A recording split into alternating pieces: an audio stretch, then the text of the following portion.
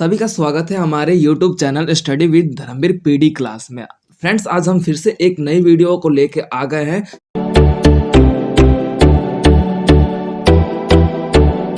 Friends, तो आज की क्लास में हम इग्नू का जो थर्ड ईयर है बीपीएससी 142 यानी कि वैश्वीकरण की दुनिया में भारत की विदेश नीति के बारे में आज चर्चा करेंगे। और जो आपका थर्ड चैप्टर है यानी कि फर्स्ट एंड सेकंड चैप्टर हमारा पूरा कंप्लीट हो चुका है।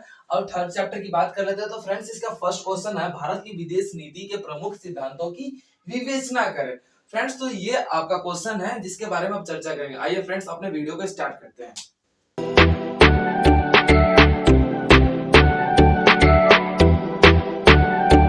बात कर लेते हैं परिभाषा की बात कर लेते हैं। तो जिसमें आपका देखने को मिलता है कि आपकी परिभाषा ये देखने को मिलता है कि जो भारत की विदेश नीति के गुटनिरपेक्षता के जो सिद्धांत है उसके बारे में चर्चा कर लेते हैं। तो फ्रेंड्स, परिभाषा आपका ये हो जाता है कि भारत की विदेश नीति को जिन कारणों के द्वारा जवाहरलाल नेहरू के द्वारा 1932 में शुरू किया गया था वो कारण जाके ही आगे सिद्धांत के रूप में तब्दील हो गए। उन्हीं कारकों को सिद्धांत के नाम से संबोधित किया जाने लगा। वही हमारी परिभाषा है।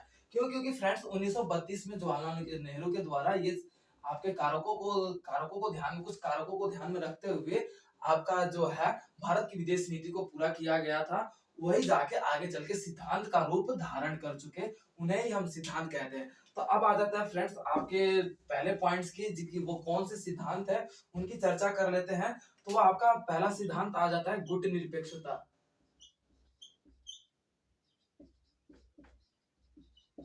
ये आपका पहला कारक है, गुट निरपेक्षता आ जाता है। उसके बाद आपका आ जाता है निरस्त्रीकरण, निरस्त्रीकरण भी बोल सकते हैं। उसके बाद आ जाता है आपका विवादों का निपटारा।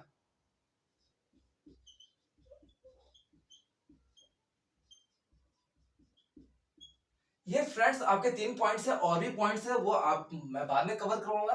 तो फ्रेंड्स अब बात कर लेते हैं पहले पॉइंट्स की। तो गुट निरपेक्षता, गुट निरपेक्षता का मतलब फ्रेंड्स आपको भी पता है कि जो हमारा द्वितीय विश्व युद्ध समाप्त हुआ था 1945 में, 1945 के द्वारा ये देखने को मिला कि दो महाशक्तियों का उदय होता है, दो महाशक्तियों का जन्म होता है। एक तरफ आपका सोवियत संघ था, दूसरी तरफ आपका साम्यवाद था।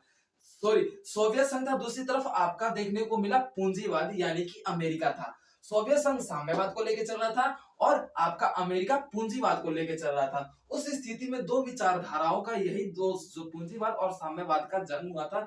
इसी व्यवस्था को देखने को मिला कि शीत युद्ध के नाम से भी संबोधित किया जाता है। इन्हीं के बीच लड़ा गया युद्ध ही शीत युद्ध था।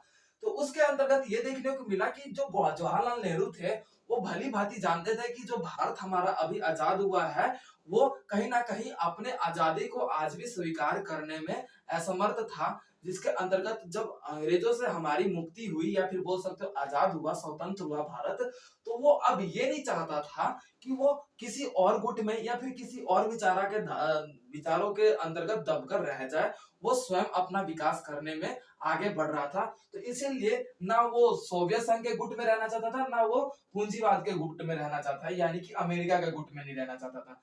वो अपने आप को अलग रखना चाहता था। उसे ही गुट निरपेक्षता की नीति के अंतर्गत देखा जाता है।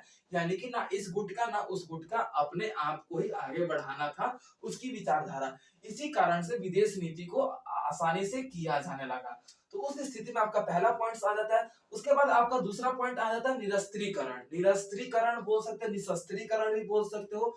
ये दोनों का मतलब एक ही होता है, यानी कि पूरी तरीके से शस्त्रों का त्याग कर देना। शस्त्रों यानी कि जो हथियार है उनका त्याग कर देना। वो त्याग इसीलिए किया जाता है फ्रेंड्स क्योंकि सभी जानते हैं कि जो हमारे पास शस्त्र होते हैं, अस्त्र होते हैं या शस्त्र होते हैं, उनका हम प्रयोग करके किसी भी देश को या तो हानि पहुंचा सकते हैं या फिर कहीं ना कहीं युद्ध की स्थिति को पैदा कर सकते हैं। इसी स्थिति में हमारा जो भारत है शुरू से अब तक निरस्त्रीकरण या फिर निशस्त्रीकरण की भावनाओं को अपनाते हुए आ रहा है। इसी के कारण कोई भी देश भारत से विदेश नीति करने में सक्षम हो पाता है या फिर आगे बढ़ पाता है। फ्रेंड्स, तो उसके बाद आ रहा था आपका विवादों का निपटारा। विवादों का निपटारा करने की बात कर लेते हैं। तो फ्रेंड्स, जो आज हमारा भारत है भारत शुरू से ही किसी भी देश के साथ जो विवाद होते हैं, चाहे आपके शांतिपूर्ण, जैसे आपको भी पता है कि लाल बहादुर शास्त्री जिस प्रकार पाकिस्तान और भारत का जो विवाद हुआ, तो उसी में ताशकंद समझौता करने के लिए उन्होंने अपनी मृत्यु, उनकी मृत्यु का कारण भी ताशकंद समझौता बन गया। तो उसी स्थिति में देखा जाता है शुरू से ही भारत, आपको ये देखने को मिला कि ये शांति या फिर विवादों का निपटारा करने में हमेशा तत्पर या आगे रहा है। फ्रेंड्स, तो ये आपके 3 पॉइंट्स थे जिसके अंतर्गत ये देखने को मिला कि विदेश नीति को प्रमुख सिद्धांत यही बन पाते हैं या फिर यही कारण बन पाते हैं। उसके बाद आपका आ जाता है पंचशील।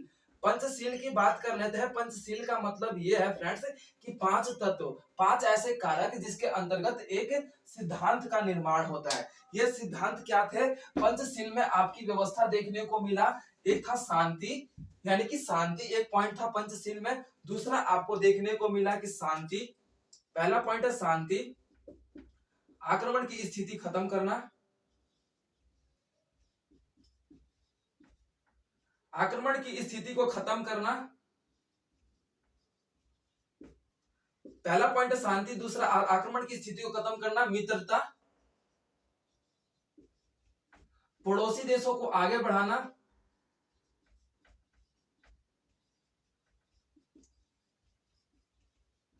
फ्रेंड्स तो इसके बारे में देख लेते हैं। पड़ोसी देशों को आगे बढ़ाना, जिसके अंतर्गत आपका ये आपका पॉइंट्स आ जाता है। तो यही पंचशील यानी कि पंच व्यवस्था बना, जिसको आगे देखने को मिलता है कि इन्हीं कारणों के कारण हमारा देश पूरे विश्व में प्रचलित है या फिर विख्यात रूप से जाना जाता है। ये शांति को लेकर चलता है, आक्रमण की व्यवस्था को खत्म करता है, मित्रता की भावना को रखता है और पड़ोसी देशों को आगे बढ़ाता है।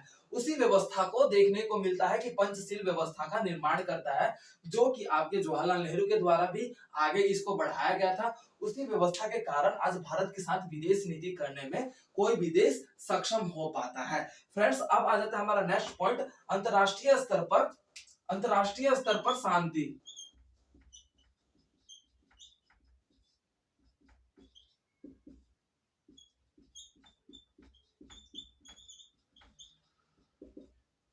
फ्रेंड्स, तो ये आपका पंचशील के बाद आपका अंतरराष्ट्रीय स्तर पर शांति या फिर विवादों को खत्म करना, ये आपका पॉइंट्स आ जाता है। जिसके अंतर्गत हम ये देखेंगे कि आपका अंतरराष्ट्रीय स्तर पर भारत है पूर्ण रूप से शांति व्यवस्था को बरकरार रखना चाहता है। जैसे कि आपको भी पता है कि अभी रूस और यूक्रेन का युद्ध जो हुआ था, उस स्थिति में भी भारत ने महत्वपूर्ण योगदान दिया कि इन दोनों देशों के बीच जो युद्ध है वो समाप्त हो सके और तथा शांति को बरकरार रखा जाए। क्यों? क्योंकि युद्ध का परिणाम बेहद ही घातक होता है।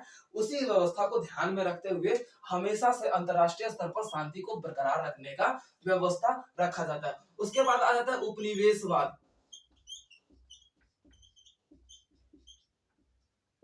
उपनिवेशवाद की विरोध, उपनिवेशवाद का विरोध,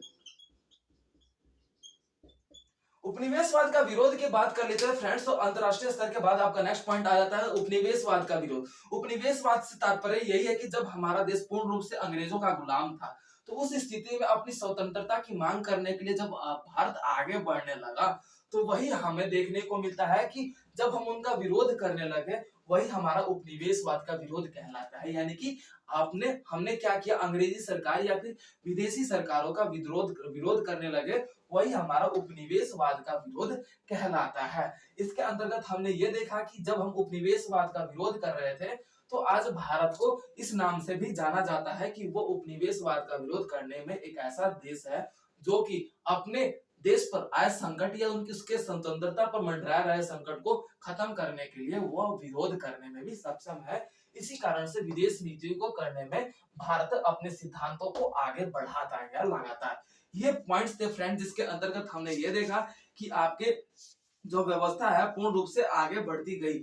और इसी कारण से हमारा देखने को मिला कि एक पॉइंट और भी देखने को मिल जाता है फ्रेंड्स, तो आपका आ जाता है राष्ट्रीयता की भावना को स्थापित करना। राष्ट्र भावना को स्थापित करना, या फिर बोल सकते हो कि राष्ट्रता की भावना को स्थापित करना। मैं लिख लेता हूं, राष्ट्र की भावना को स्थापित करना, राष्ट्रता, या फिर लिख लेते हैं फ्रेंड्स राष्ट्रता की भावना को स्थापित करना या फिर राष्ट्र की स्थिति। ये बात कर लेते हैं फ्रेंड्स कि राष्ट्र की स्थिति देखने को मिलता है कि यहाँ पे राष्ट्रता यानी कि राष्ट्र या राष्ट्र दोनों एक ही मतलब होता है। यानी कि राष्ट्र, एक देश जब पूर्ण रूप से धर्मनिरपेक्ष हो जाए, लोकतंत्र व्यवस्था उसमें स्थापित हो जाए, लोगों के लिए कार्य होने लगे, वो हमारे राष्ट्र में तब्दील हो जाता है। ठीक उसी प्रकार से भारत अब अभी तक अपने जो स्वतंत्रता प्राप्त करने के बाद जो अभी तक जो स्वरूप है वो राष्ट्र की स्थिति पर काम करते हुए नजर आया है।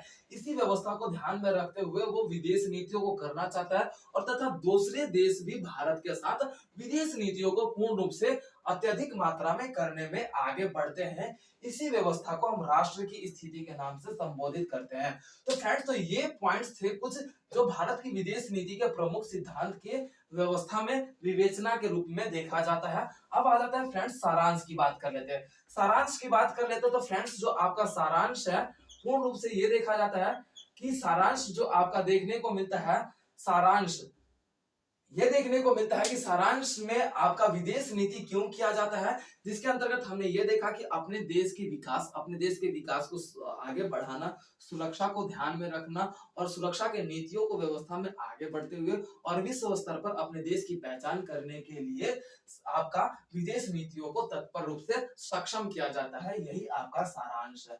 तो फ्रेंड्स, आई होप कि ये सारे पॉइंट्स आप लोगों को क्लियर हो चुके होंगे और आप लोगों को ये टॉपिक बिल्कुल ही अच्छे से आपका क्लियर हो चुका होगा। ओके फ्रेंड्स, तो मिलते हैं अपने नेक्स्ट वीडियो में। Thank you so much.